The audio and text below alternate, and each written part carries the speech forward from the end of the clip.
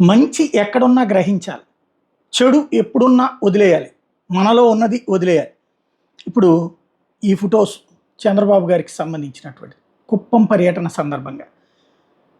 వాస్తవంగా జగన్ గారికి వచ్చినటువంటి ప్రధానమైనటువంటి సమస్య ఏంటి?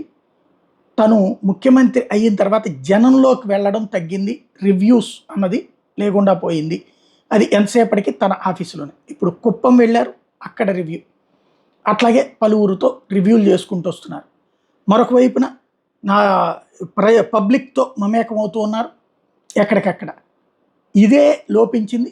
అనేక సార్లు వైఎస్ఆర్ కాంగ్రెస్ పార్టీ వాళ్ళు ఆ మాట ప్రస్తావిస్తూ ఉండేవాళ్ళు. తర్వాత ఏమో అన్న ఆలోచన వేర్లే అనేటటువంటి టైప్లో మాట్లాడుకుంటూ ఉండేవాళ్ళు. ఓవరాల్గా చూసుకుంటే ఇక్కడ ప్రధానమైనటువంటి అంశం కనబడేదల్లా ఏంటంటే, ఈ వయసులో కూడా జనంలోనే తిరగాలి, జనంతోనే తిరగాల, జనంలో అందరి చేత మెప్పు పొందాలన్నటువంటి తపన చంద్రబాబు గారి దగ్గర కనబడుతుంది.